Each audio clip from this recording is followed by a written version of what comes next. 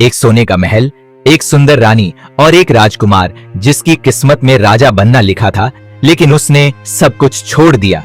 आखिर क्यों? क्या यह सिर्फ एक सपना था या फिर कुछ ऐसा जो पूरी दुनिया बदलने वाला था? आज हम आपको सुनाने वाले हैं एक ऐसी कहानी जिसने इतिहास को हमेशा के लिए बदल दिया। गौतम बुद्ध की अनसुनी सच्ची दास्तान। कपिलवस्तु का वह राजमहल जहां सोने के झूमर थे, जहां नौकर चाकर हमेशा सेवा में खड़े रहते थे, जहां संगीत और नृत्य कभी खत्म नहीं होते थे।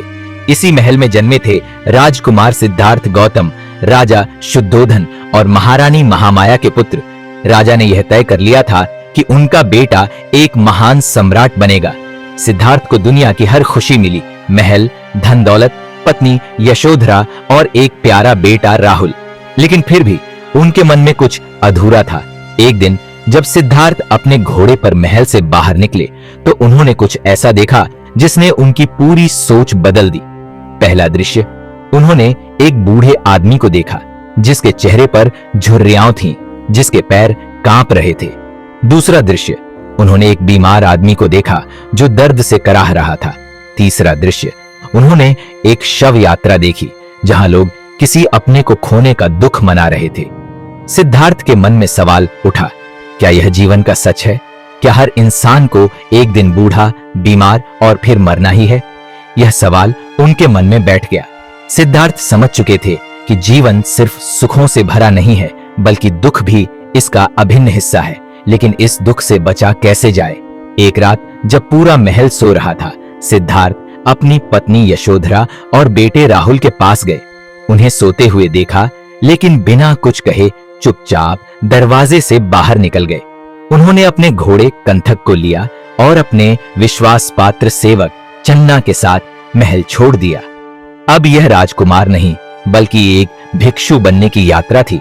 सिद्धार्थ ने 6 साल तक जंगलों में तपस्या की, भोजन छोड़ दिया, शरीर कमजोर हो गया, लेकिन उन्हें अभी भी ज्ञान प्राप्त नहीं हुआ।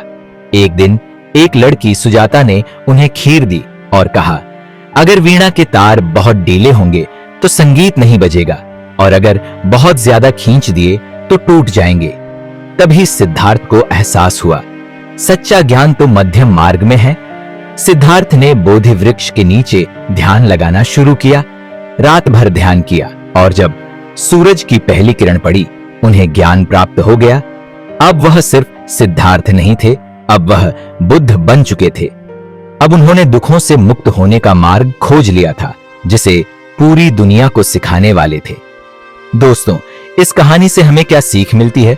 सच्ची शांति और खुशी बाहरी चीजों से नहीं, बल्कि आत्मज्ञान से मिलती है। धन दौलत और ऐशो आराम सब कुछ नहीं होता, असली ज्ञान अंदर की शांति में है। मध्यम मार्ग अपनाना ही सही जीवन जीने का तरीका है। अगर आपको यह कहानी पसंद आई तो हमारे चैनल को सब्सक्राइब करें और अपने विचार कमेंट करें।